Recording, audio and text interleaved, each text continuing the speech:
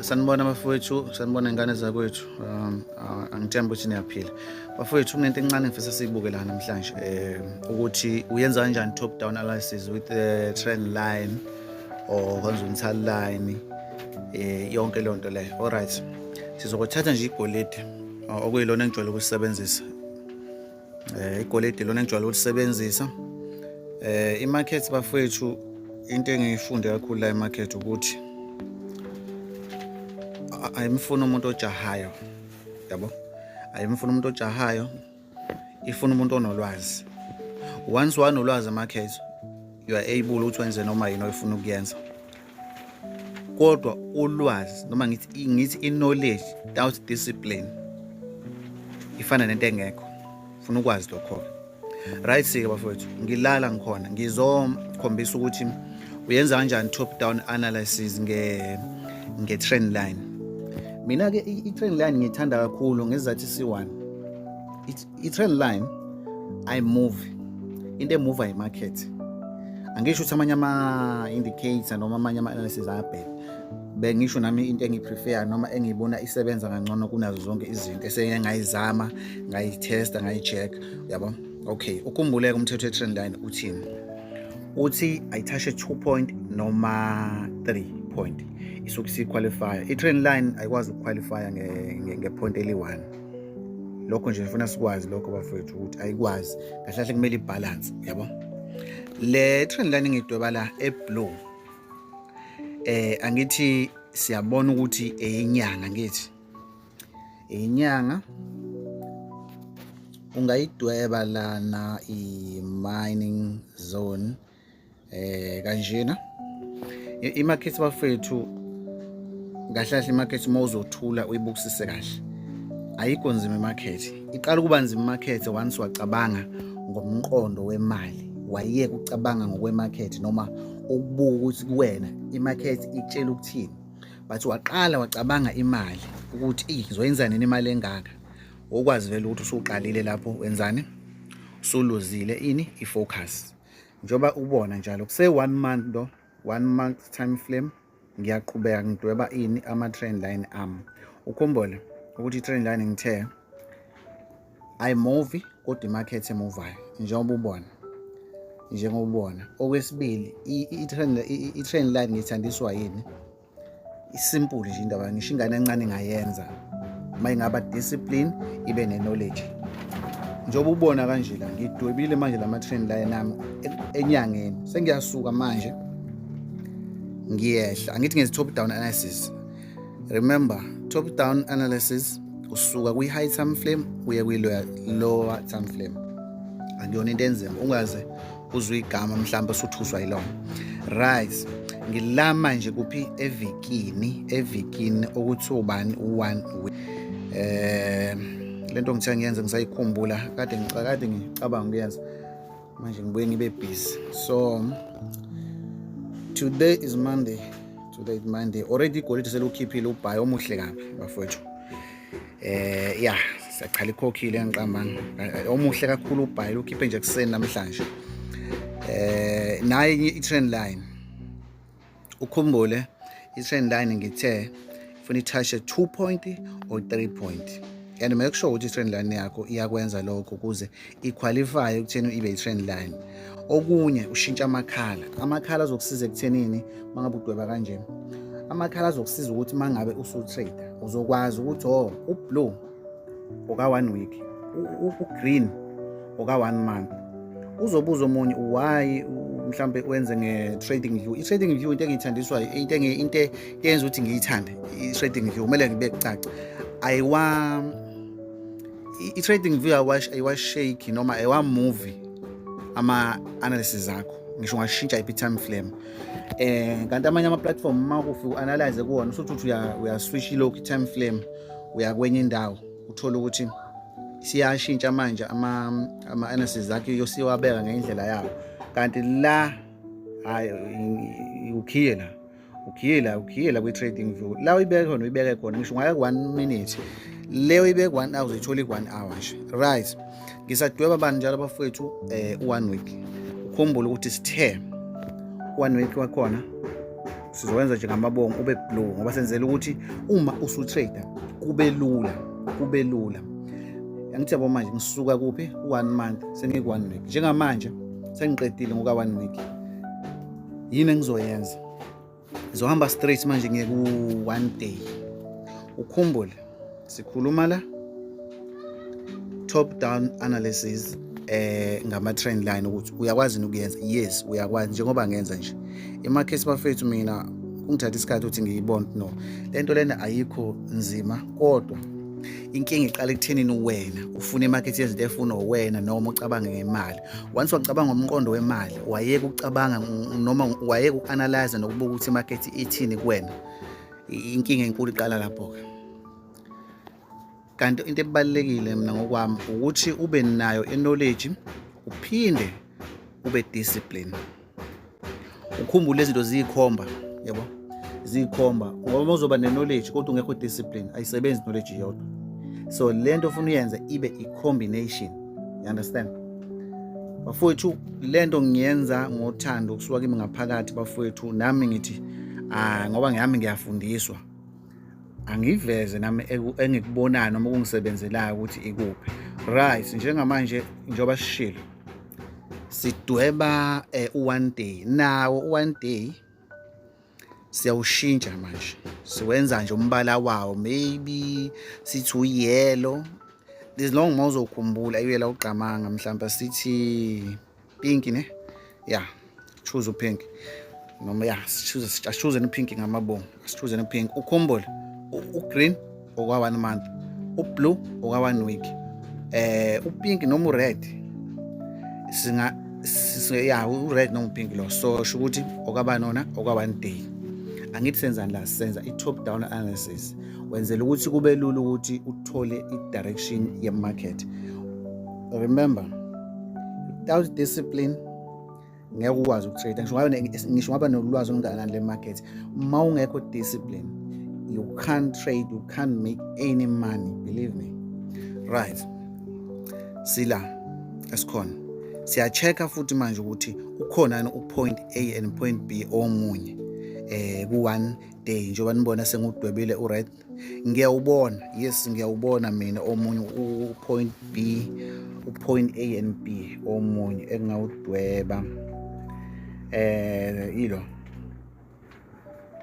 Ukhumbule red line or pink line urepresenta u-1 day. Ngisho kuthusa uku-small time frame lokho ungakukhohlwa. Nawe futhi ungazenzela amakhala akho, right? Amakhala zakho athandayo. Amakhala akusiza ekuthenini ukwazi uku-identify markets kalula bafowethu because mawutrader is no need ukuthi uyi-confuse because once uyi-confuse kuzoba nzima ukuthi wenzeni uthathe i-trade. My favorite time frame 4 hours. 4 hours. Uyabo, 4 hours. Njengoba sibona u4 hours manje sibona ngqo. Uyabona ukuthi u4 hours no 1 week bahambisana because i-trend line yakhona makuthi uyayinotice ihamba nje straight. Ihamba straight la ukuhambe khona eka 1 day. Okusho ukuthi ke izo zonke izinto ezikhombisayo lezo ukuthi market yenzani i-trend up, yabo. Uyabona ukuthi iyahambisana noma uyilungisa nje la uyishintsha kancane uyithi point A and point B. Point A and point B. For me this one iyahambisana. So it's no need lokhu manje uyibangela stress. Kodwa ekuvaka ukuthi uanalyze yonke lento usuyabona manje ukuthi market kahle kahle vele iya bullish market. Iya bullish market. Enye into ebalekile ila ma key level lawo noma mining zone. It's up to you ukuthi ubiza kanjani. Abaleke kakhulu ngendlela esimanga. Lawa suke divide khona previous pullback noma i-consolidation bani. Okay.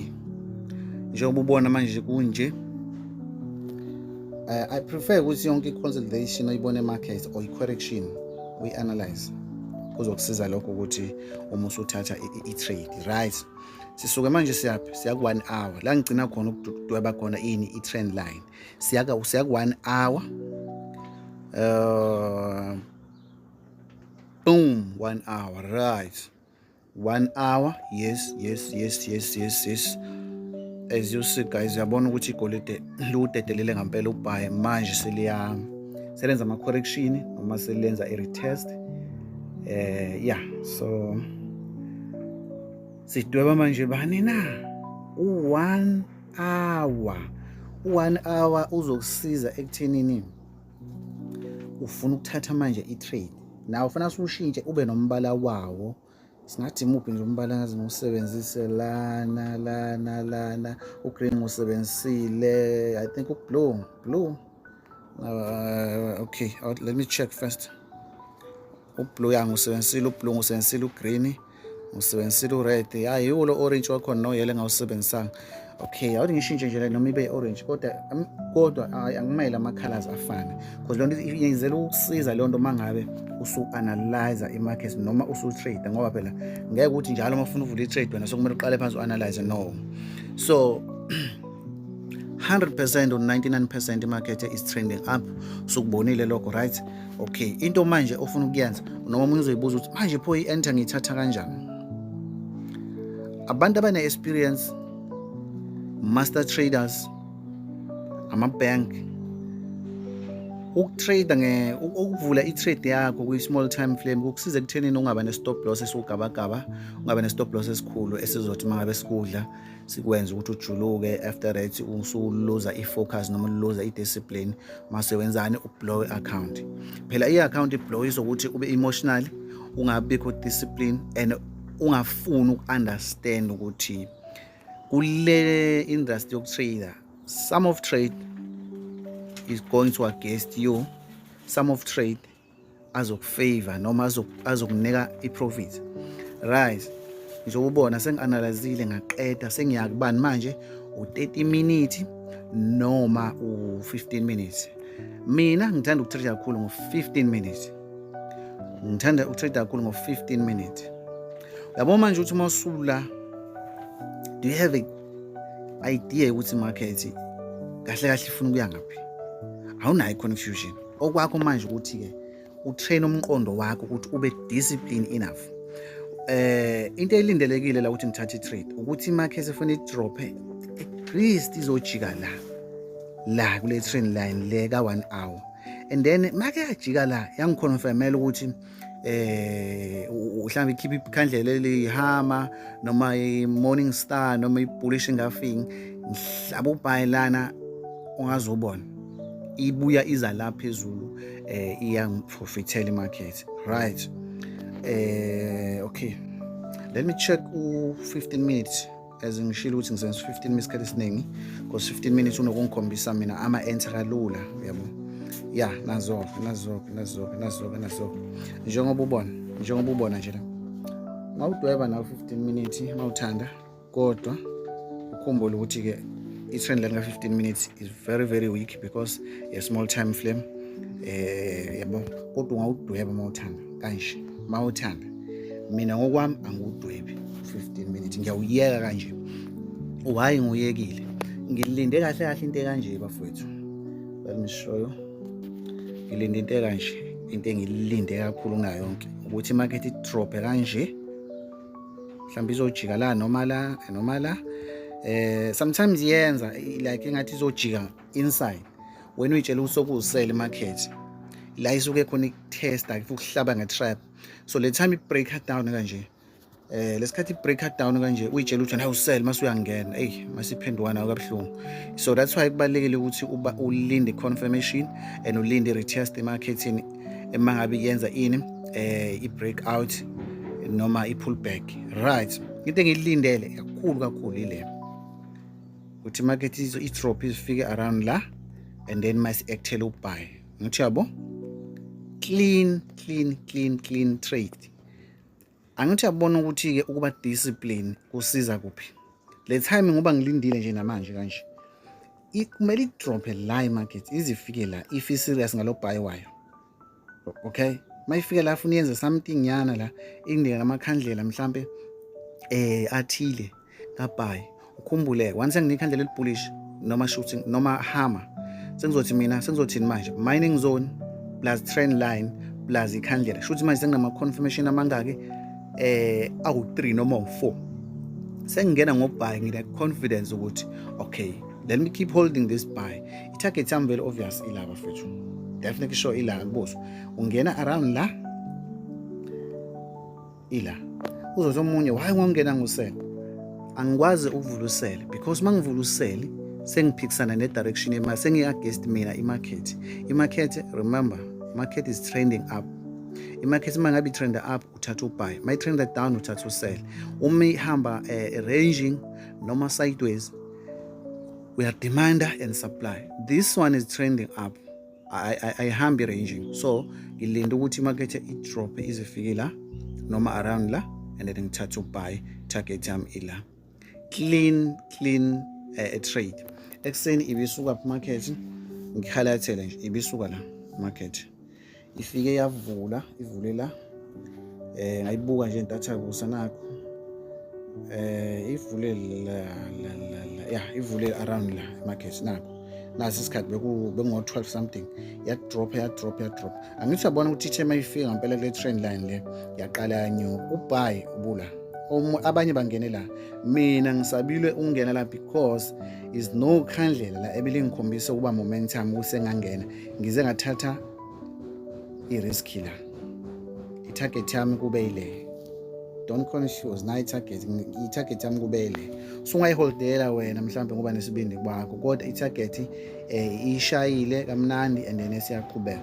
So that's why njengamanje ngilinda ukuthi ke i-drop futhi again ukhumbule my drop is the correction, so that's why ngingayitrade lonto yini i-correction. Even ushubuka amakhandlela khona uyabona ukuthi awekho right to compare la kabuy, so once yafika la izongikhombisa futhi ukuthi no I'm ready now ukuthi usungashutha manje ngobuy wakho ngiyangena kushona phezulu. If ihluleka lokho ifuna ezansi izobreaka futhi la ithi retest ngena ngosell la shona phansi market nansi i-target yami lo line obomvu. Ngithi yabona ukuthi ama-trend line asiza kanjani noma ngithi top down analysis with the trend line. So bafowethu ngiyabonga kakhulu ngesikhathi senu. Please bafowethu ngicela bafowethu ningakhohlwa ukufollow i-channel, ni-subscribe ni-comment bafowethu. Ngiphinde futhi ngixolise ukuthatha isikhathi ngingakwenza ama-video ebengixakekile kakhulu bafowethu nje ngiphithizela kuyale nale. Ngiyathembisa manje ukuthi ngibuyile ngizokwenza ama-video ngendlela kuyiyona nangendlela futhi a-understandeka ngayo.